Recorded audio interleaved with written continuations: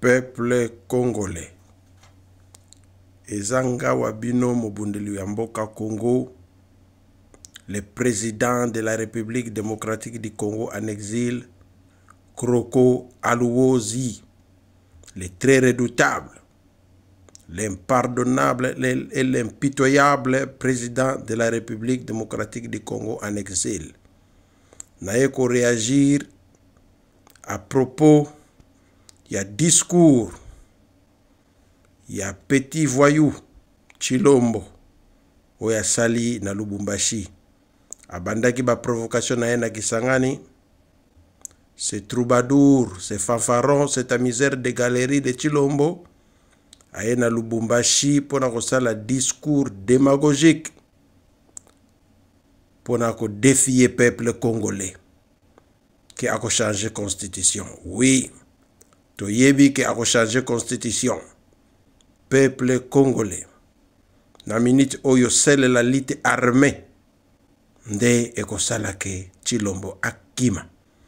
Na yango na sengi na basoda, ba officier, sous-officier, batu nyonso, po telema, il faut ko benga na groupe oyo ya ba bandi ya miyibi ya Bruxelles, oyo bazo diriger Congo, oyo ba yepo na frappe.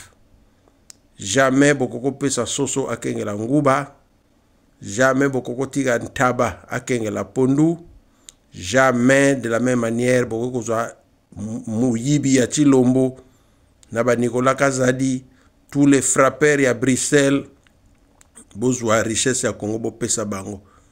Musala na bango zaki ko yiba ko frapper, ko beta ba shekula. Mais ba na RDC, bozwi keshi ya l'État botikeli bango, yango bomoni baza ko yiba, batiki peuple na pasi na nzala. Ba abrutir bino kaka na ba makambo ya l'église. Omona Congolais azoko ganga, le Seigneur, l'Éternel est mon berger, je ne manquerai de rien.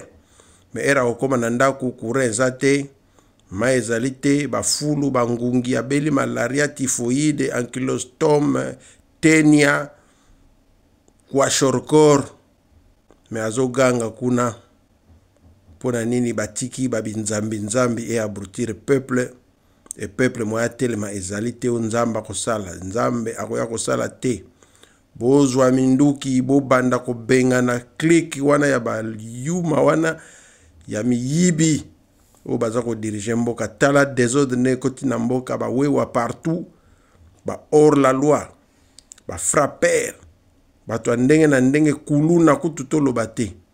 Dans l'entretemps social à peuple eza ko s'empirer batu bazo ko kasusu ko vivre te. Foule, salité, inondation, pasi, eleki. Mais Chilombo alinga changer constitution. Nanko a décidé à changer, on peut changer, on se bossa de l'autre côté.